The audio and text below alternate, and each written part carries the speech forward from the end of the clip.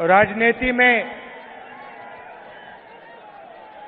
बहुत जरूरी होता है कि हमें मालूम हो कि हम किससे लड़ रहे हैं।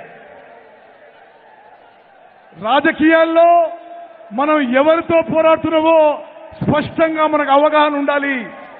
जो शक्ति हमारे खिलाफ खड़ी है वो क्या है, ये समझना सबसे जरूरी चीज होती है। ఏ శక్తులైతే మనకు వ్యతిరేకంగా నిలబడ్డాయో అది మనకు స్పష్టమైన అవగాహన ఉండాలి। तेलंगाना में कांग्रेस पार्टी सिर्फ टीआरएस से नहीं लड़ रही है। తెలంగాణలో కాంగ్రెస్ పార్టీ కేవలం బీఆర్ఎస్ తోనే కొట్లాడడం లేదు। कांग्रेस पार्टी टीआरएस, बीजेपी और एमआईएम के खिलाफ लड़ रही है। తెలంగాణలో Congress party BRS, BJP, MIM కలయికతో పోరాడుతున్నాము। ये अपने आप को अलग अलग पार्टियां कहती हैं, मगर ये सारी की सारी एक साथ मिलकर काम कर रही हैं। ఇవన్నీ వేరు పార్టీగా అవుపడతాయి కానీ బీఆర్ఎస్, బీజేపీ, ఎంఐఎం తెలంగాణలో కలిసిపోయాయి। टीआरएस को मैंने अपनी आंखों से लोकसभा में देखा है। నేను లోక్సభ పార్లమెంట్ లో బీఆర్ఎస్ ఎంపీలను చూశాను। जब भी बीजेपी को उनकी जरूरत पड़ी एकदम उनके लोगों ने पूरा समर्थन किया। పార్లమెంట్ లో బీజేపీకి అవసరం ఉన్నప్పుడల్లా బీఆర్ఎస్ ఎంపీలు మద్దతు పలికిండ్రు। किसान बिल में जरूरत पड़ी, नरेंद्र मोदी जी ने एक इशारा किया, बीआरएस एकदम उनके साथ खड़ी हो गई। నరేంద్ర మోదీ ఏ ఇషారా ఇస్తే బీఆర్ఎస్ వాళ్ళు నరేంద్ర మోదీ ఎంబడి ప్రయాణం చేస్తున్నారు। राष्ट्रपति के चुनाव में मदद की जरूरत पड़ी, वाइस प्रेसिडेंट के चुनाव में मदद की जरूरत पड़ी, एक इशारा किया, पूरा समर्थन मिला। రాష్ట్రపతి ఎన్నికల్లో, ఉపరాష్ట్రపతి ఎన్నికల్లో బీఆర్ఎస్ పార్టీ బీజేపీకి మద్దతు పలికింది। जीएसटी में समर्थन दिया, జీఎస్టీకి టీఆర్ఎస్ పార్టీ మద్దతు పలికింది। जब भी बीजेपी को जरूरत पड़ी बीआरएस ने एकदम उनकी मदद की। ఎప్పుడు బీజేపీకి అవసరం పడితే బీఆర్ఎస్ వాళ్ళు ఎంబడి నిలబడ్డారు। आज देखिए, हमने आज पब्लिक मीटिंग के लिए दिन चुना, तीनों के तीनों ने अपनी मीटिंग एक साथ की। ఈ రోజు మనం మీటింగ్ పెట్టుకున్నామని ముగ్గురికి ముగ్గురు మన మీటింగ్ డిస్టర్బ్ చేయడానికి వాళ్ళు వేరే మీటింగ్ పెట్టుకున్నారు। क्यों? क्योंकि हमारी मीटिंग को वो तीनों के तीनों डिस्टर्ब करना चाहते थे। బీజేపీ, బీఆర్ఎస్, ఎంఐఎం మూడు పార్టీలు కూడా మన మీటింగ్ డిస్టర్బ్ చేసుకోవాలని ఈ రోజు మీటింగ్ పెట్టడం జరిగింది। मगर तेलंगाना ने कांग्रेस पार्टी को इतनी शक्ति दी कि मीटिंग को नहीं डिस्टर्ब कर पाए। కానీ తెలంగాణలో కాంగ్రెస్ పార్టీకి బలంగా ఉంది, ఎవరు డిస్టర్బ్ చేసే అవకాశం లేదు। इसके बाद शाम को फोन कॉल चलेगी, एक दूसरे से बात करेंगे और कहेंगे भाई कांग्रेस पार्टी को रोकने का कोई और तरीका निकालना पड़ेगा। కాంగ్రెస్ పార్టీ బలంగా ఉంది తెలంగాణ, తప్పనిసరిగా మీరందరూ కూడా కాంగ్రెస్ పార్టీకి ఓటేయాలని కోరుకుంటున్నారు। एक और चीज देखिए, ఇంకొక విషయం దయచేసి గమనించాలి। विपक्ष के हर नेता पर कोई ना कोई केस है। ప్రతిపక్షాల అందరి నాయకులపై ఏదో ఒక కేసు ఉన్నది। ईडी, सीबीआई, इनकम टैक्स, सारे के सारे विपक्ष के नेताओं के पीछे पड़े रहते हैं। ఈడీ, సిబిఐ, ఇన్కమ్ ట్యాక్స్ డిపార్ట్మెంట్లు ప్రతిపక్ష నాయకులు అందరిపైన కూడా కేసులు పెట్టడం జరిగింది। मगर तेलंगाना के चीफ मिनिस्टर के खिलाफ कोई केस नहीं है। కానీ తెలంగాణ ముఖ్యమంత్రి కేసీఆర్ పై బీజేపీ వాళ్ళు ఏ కేసు పెట్టలేదు। एमआईएम के नेताओं के खिलाफ कोई केस नहीं है। ఎంఐఎం నాయకులపై ఏ కేసులు పెట్టలేదు। सिर्फ विपक्ष पर आक्रमण होता है। కేవలం ప్రతిపక్ష నాయకులపైనే కేసులు పెట్టారు। नरेंद्र मोदी जी अपने लोगों पे कभी आक्रमण नहीं करते हैं। నరేంద్ర మోదీ తన సొంత మనుషులపై కేసులు పెట్టడు, అందుకోసమే కేసీఆర్ ఓవైసీపై కేసు పెట్టలేదు। वो आपके चीफ मिनिस्टर को और एमआईएम को अपना मानते हैं, इसलिए इन लोगों पे कोई भी केस नहीं है। నరేంద్ర మోదీ గారు ముఖ్యమంత్రి కేసీఆర్ అసౌద్దీన్ ఓవైసీని తన మనుషులుగా భావిస్తున్నాడు కాబట్టి వాళ్ళ మీద ఏ కేసులు పెట్టలేదు। भ्रष्टाचार के सब रिकॉर्ड तोड़ दिए, मगर ईडी, सीबीआई, इनकम टैक्स कोई केस नहीं। ఇక్కడ ప్రభుత్వం అవినీతిలో కూరుకుపోయినా ఈడీ, సిబిఐ, ఐటీ ఏమీ కేసులు పెట్టవు తెలంగాణలో। आज मैं सोनिया जी का भाषण देख रहा था। ఈ రోజు నేను సోనియా గాంధీ గారి స్పీచ్ వింటున్నాను। और मैं सोच रहा था, जो सोनिया जी कहती हैं वो कर डालती हैं। जो सोनिया जी कहती हैं वो कर डालती हैं। సోనియా గాంధీ గారు ఏ మాట ఇస్తే తప్పనిసరిగా మాట నిలబెట్టుకుంటారు। चाहे कुछ भी हो जाए, जोरों से नहीं बोलती है, मगर एक बार उन्होंने बात कह दी तो फिर वो करके दिखा देती हैं। ఏమి జరిగినా ఎంత నష్టపోయినా సోనియా గాంధీ గారు ఇచ్చిన మాట నిలబెట్టుకున్నారని చెప్పి నేను మనం చేస్తున్నాను। 2004 में उन्होंने आपसे कहा था कि तेलंगाना के बारे में कांग्रेस पार्टी सोचेगी। 2012లో సోనియా గాంధీ గారు తెలంగాణ ప్రత్యేక రాష్ట్రం విషయంలో ఆలోచన చేస్తామని చెప్పి హామీ ఇచ్చారు। और एक बार उन्होंने कह दिया तो फिर करके दिखा दिया। ఒక్కసారి ఇచ్చిన మాట నిలబెట్టుకోవడానికి సోనియా గాంధీ గారు ప్రత్యేక తెలంగాణ రాష్ట్రం ఏర్పాటు చేయడం జరిగింది। और आपका जो सपना था, तेलंगाना स्टेट का सपना, जिसके लिए आपने खून पसीना कुर्बानी दी थी, उस सपने को सोनिया जी ने आपके साथ मिलकर पूरा किया। మీ కళ, మీ ఆకాంక్ష ప్రత్యేక తెలంగాణ రాష్ట్రం కావాలని ఈ ప్రజల ఆకాంక్షని సోనియా గాంధీ గారు ప్రత్యేక తెలంగాణ రాష్ట్రం ఏర్పాటు చేసి మీ ఆకాంక్షను, మీ కళను నెరవేర్చారు। बीआरएस को हम बीजेपी रिश्तेदार समिति कहते हैं।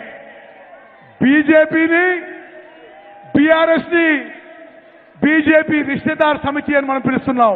पूरा का पूरा फायदा चीफ मिनिस्टर के परिवार को मिलता है। ఇక్కడ మొత్తం అన్ని లాభాలు కూడా, అన్ని బెనిఫిట్స్ కూడా ముఖ్యమంత్రి కుటుంబానికే చెల్లుతాయి। हमने तेलंगाना को स्टेटहुड केसीआर के फायदे के लिए नहीं दिया था। మేము తెలంగాణ రాష్ట్రం కేసీఆర్ కి ఆయన కుటుంబం లాభం కోసం చేయలేదు। केसीआर जी के परिवार के फायदे के लिए नहीं दिया था। కేసీఆర్ కుటుంబ లాభాల కోసం చేయలేదు। हमने तेलंगाना को स्टेटहुड तेलंगाना के गरीबों के लिए, किसानों के लिए, माताओं के लिए, मजदूरों के लिए दिया था। తెలంగాణ రాష్ట్రం మేము ఏర్పాటు చేసింది తెలంగాణలో రైతుల కోసం, పేదవారి కోసం, బలహీన వర్గాల కోసం, మహిళల కోసం, రైతుల కోసం తెలంగాణ రాష్ట్రం ఏర్పాటు చేసినాం। और पिछले 9 सालों में तेलंगाना के गरीब लोगों को, किसानों को, मजदूरों को, छोटे दुकानदारों को, महिलाओं को, युवाओं को फायदा नहीं पहुंचा। గత 9.5 ఏళ్ల బీఆర్ఎస్ పరిపాలనలో తెలంగాణలో బీదవారికి, రైతులకి, చిన్న వ్యాపారులకి, దళితులకి, మైనారిటీలకి ఎవరికి లాభం జరగలేదు। हमने पहले आपको तेलंगाना की स्टेटहुड की गारंटी दी थी। మేము తెలంగాణ రాష్ట్రం ఇస్తామని గ్యారంటీ ఇచ్చినాము। और जो हमने कहा, जो सोनिया जी ने कहा था, वो कांग्रेस पार्टी ने आपके साथ मिलकर पूरा किया। తెలంగాణ రాష్ట్రం గ్యారంటీ ఇచ్చి తెలంగాణ రాష్ట్రం ఏర్పాటు చేసింది కాంగ్రెస్ పార్టీ। 100 दिन के अंदर बीआरएस की सरकार यहां से हट जाएगी। అతి కొద్ది సమయంలో బీఆర్ఎస్ ఇక్కడి నుంచి తరిమి కొట్టబడుతుంది. इसको कोई नहीं रोक सकता, ఎవరు ఆపలేరు.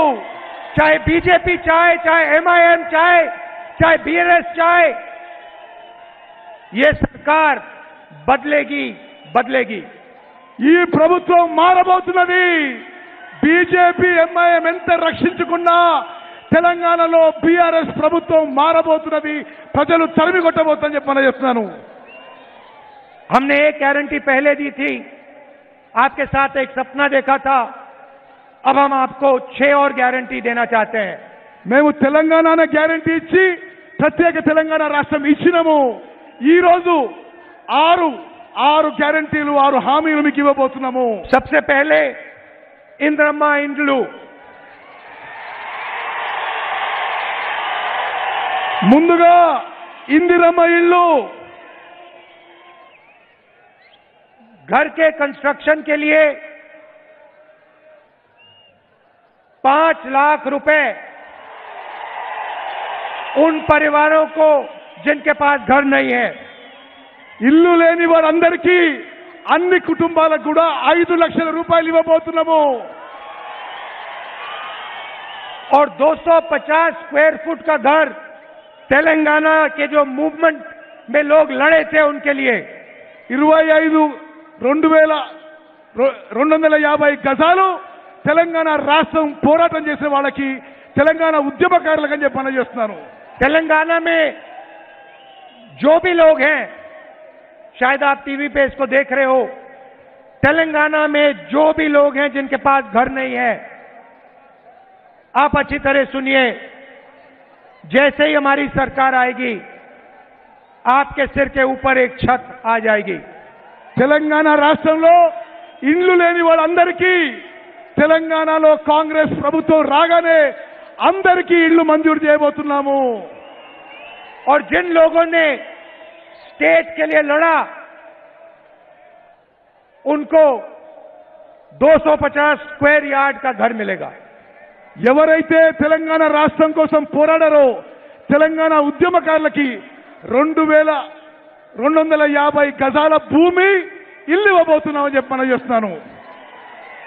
दूसरा वायदा महालक्ष्मी जो सोनिया जी ने अनाउंस किया, రెండోది మహాలక్ష్మి పథకం సోనియా గాంధీ గారు ప్రకటించారని చెప్పి నేను చేస్తున్నాను. हर महीने महिलाओं के लिए 2500 रुपए, ప్రతి నెల ప్రతి మహిళకు నెలకి 2500 రూపాయలు ఇవ్వబోతున్నాము. नरेंद्र मोदी जी ने 1000 रुपए का सिलेंडर दिया, हम आपको 500 रुपए का सिलेंडर देने जा रहे हैं।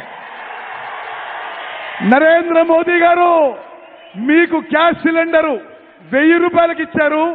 మేము రాగానే మీకు 500 రూపాయలకి సిలిండర్ ఇవ్వబోతున్నాము. कर्नाटक की महिलाएं आज कर्नाटक की बसों में मुफ्त में जाती हैं. కర్ణాటకలో కాంగ్రెస్ ప్రభుత్వం వచ్చిన తర్వాత ఆర్టీసీ బస్సుల్లో మహిళలకి ఉచిత ప్రయాణం. उन्होंने हमें बताया कि आपने हमारी जिंदगी बदल दी. వాళ్ళు మాకు చెప్పారు మా జీవితాలు మీరు మార్చేసిందని. कांग्रेस पार्टी की सरकार आएगी तो तेलंगाना की महिलाएं मुफ्त में बस में घूमेंगी. తెలంగాణలో కాంగ్రెస్ ప్రభుత్వం వచ్చిన తర్వాత మహిళలందరికీ ఆర్టీసీ బస్సుల్లో ఉచితంగా ప్రయాణం ఉంటుంది. तीसरा वायदा गारंटी गृह ज्योति 200 यूनिट मुफ्त बिजली. మూడో హామీ అందరికీ 200 యూనిట్లు 200 విద్యుత్ యూనిట్లు ఉచితంగా ఇవ్వబోతున్నాము. चौथा वायदा युवा विकासम. నాలుగో హామీ యువకులకు లాభం చెందే విధంగా ఉంటుంది. 5 लाख रुपए तक कॉलेज और कॉलेज के लिए असिस्टेंट युवाओं को, యువకులందరికీ వచ్చే కాంగ్రెస్ ప్రభుత్వం 5 లక్షల రూపాయలు ఇవ్వబోతున్నాము. कोचिंग फीस के लिए assistant, coaching fees coaching fees అంతా మీరు ఏం చదువుకున్నా కోచింగ్ ఫీజు వచ్చే కాంగ్రెస్ ప్రభుత్వమే భరిస్తుంది. 5वां वायदा 4,000 रुपए मंथली पेंशन हमारे बुजुर्ग लोगों को. అదే విధంగా పెన్షన్లు కాంగ్రెస్ ప్రభుత్వం వచ్చిన తర్వాత 4,000 రూపాయలు చేయబోతున్నాము. राजीव आरोग्यश्री 10 लाख रुपए हेल्थ इंश्योरेंस. అందరికీ ఆరోగ్యం కోసం 10 లక్షల రూపాయల వరకు రాజీవ్ ఆరోగ్యశ్రీ పథకం తీసుకురాబోతున్నాము. और आखिरी वायदा रायतू भरोसा 15,000 रुपए हर एकड़ हमारे किसानों को और 12,000 रुपए लेबरों को. రైతు భరోసా ప్రతి రైతుకి ఎకరానికి సంవత్సరానికి 15,000 రూపాయలు ఇవ్వబోతున్నాము. రైతు కూలీలకి సంవత్సరానికి 12,000 రూపాయలు ఇవ్వబోతున్నాము. भाई और बहनों, कर्नाटक के चुनाव में नरेंद्र मोदी जी ने भाषण दिया, कहा कि कांग्रेस पार्टी अपने वायदे पूरे नहीं करेंगी. కర్ణాటకలో నరేంద్ర మోదీ గారి ఎన్నికల ప్రచారంలో కాంగ్రెస్ ఇచ్చిన మాట నిలబెట్టుకోదు అని చెప్పడం జరిగింది. हमने कर्नाटक में गारंटी दी थी 5. కర్ణాటకలో 5 గ్యారెంటీలు ఇచ్చినాము. जिस दिन हमारी कैबिनेट की स्वेरिंग इन हुई उस दिन हमने ये गारंटी लागू कर दी. కర్ణాటకలో ఇచ్చిన మాట నిలబెట్టుకుంటూ ఏ రోజైతే కేబినెట్ ప్రమాణ స్వీకారం చేసిందో ఆ రోజే కర్ణాటకలో కాంగ్రెస్ ప్రభుత్వం మాట నిలబెట్టుకుందని చెప్పి మనం చేస్తున్నాను. और जिस दिन यहां पे कांग्रेस पार्टी सरकार बनाएगी उस दिन हमारी नई कैबिनेट ये 6 गारंटी आपको दे देगी. తెలంగాణలో ఏర్పడబోయే కాంగ్రెస్ ప్రభుత్వం ఇచ్చిన 6 హామీలని 6 గ్యారెంటీలని కేబినెట్ ప్రమాణం చేసిన రోజే అమలు చేయబోతున్నామని చెప్పి నేను మనం చేస్తున్నాను. सालों के लिए यहां की सरकार ने आपसे आपका धन लूटा. ఈ 9 ఏళ్ల పాటు ఇక్కడున్న బీఆర్ఎస్ ప్రభుత్వం మీ ఆస్తులు మీ సొమ్ము దోచుకున్నది. कालेश्वरम प्रोजेक्ट में 1 लाख करोड़ रुपए लूटा. కాళేశ్వరం ప్రాజెక్టులో 1,00,000 కోట్ల రూపాయలు దోపిడీ చేయడం జరిగింది. धरनी पोर्टल स्कैम में आपकी जमीन छीनी. ధరణి పోర్టల్ స్కామ్ లో మీ భూములు లాక్కున్నారు. दलितों से जमीन छीनी. చాలా మంది నుంచి వాళ్ళ భూములు లాక్కోవడం జరిగింది. रायता बंधु से बड़े लैंड ओनर्स को फायदा मिला. రైతు బంధు నుంచి పెద్ద రైతులకి లాభం చెందింది. कितने लोगों के लिए घर बनाए. ఎంతమందికి ఈ టీఆర్ఎస్ ప్రభుత్వంలో ఇల్లు వచ్చింది? ఎంతమందికి ఇల్లు వచ్చింది? आपके पब्लिक सर्विस कमीशन के पेपर लीक किए. Public service commission members paper leak చేస్తున్నారు. 2 लाख सरकारी वैकेंसी आपको नहीं दी. 2 లక్షల ఉద్యోగాలు ఇప్పుడు ఖాళీగా ఉన్నాయి. ये सब आपसे पैसे लूटने के अलग अलग तरीके हैं. మీ పైసలు మీ ఆస్తులు దోపిడీ చేయడానికి ఇవి వివిధ రకాల పథకాలని చెప్పి మనం చేస్తున్నాను. इसीलिए हम आपको आपका पैसा वापस देना चाहते हैं. అందుకోసమే మా ప్రభుత్వం రాబోతున్నది. మీ పైసలు మీకు వాపసు ఇవ్వబోతున్నాము. और ये जो हमने कहा है, आप कर्नाटक में चले जाइए, आपके पास में है यहां पे, आप जाइए कर्नाटक में जाइए और वहां किसी से भी पूछ लीजिए, महिलाओं से पूछिए, किसानों से पूछिए, उनसे पूछिए जो कांग्रेस पार्टी ने किया था वो करके दिखाया. పక్కనే ఉన్న కర్ణాటకకు పోయి అడగండి, రైతులను అడగండి, మహిళలు అడగండి, ఎవరిని అడగండి, కాంగ్రెస్ పార్టీ చెప్పిన మాట నిలబెట్టిందో లేదో. అందరూ కాంగ్రెస్ పార్టీ చెప్పిన మాట నిలబెట్టింది అని చెప్పి మీకు తెలియజేస్తారు. सारे के सारे लोग आपको कहेंगे जो कांग्रेस पार्टी कहती है वो करके दिखाती है. అందరూ చెప్తారు మీకు కాంగ్రెస్ పార్టీ చెప్పిన మాట నిలబెట్టుకుందనే విషయం మీ అందరికీ చెప్తారు. आप याद रखिए, देश में नरेंद्र मोदी जी पूरा का पूरा फायदा अदानी जी के लिए करते हैं। గుర్తుపెట్టుకోండి, భారతదేశంలో నరేంద్ర మోదీ మొత్తం లాభం అదానికి చేకూరుస్తున్నాడు। हर इंडस्ट्री में अदानी जी को फायदा मिला है। ఏ వ్యాపారమైనా ఏ ఇండస్ట్రీనా అదానికి నరేంద్ర మోదీ లాభం చేకూరుస్తున్నాడు। दुनिया में सबसे अमीर आदमियों में से अदानी जी हो गए हैं। ఇప్పుడు నరేంద్ర మోదీ చేపట్టి అదాని ప్రపంచంలోనే ధనవంతుడైండు। मैंने पार्लियामेंट में अदानी जी के बारे में भाषण दिया और मेरी लोकसभा की मेंबरशिप को रद्द कर दिया। నేను పార్లమెంట్ లో మోదీ అదాని గురించి స్పీచ్ ఇస్తే నన్ను పార్లమెంట్ నుంచి రద్దు చేసిండ్రు, అనర్హుగా ప్రకటించని మనం చేస్తున్నాను। वैसे ही केसीआर जी पूरा का पूरा देश स्टेट का धन अपने परिवार को दिलवाते हैं।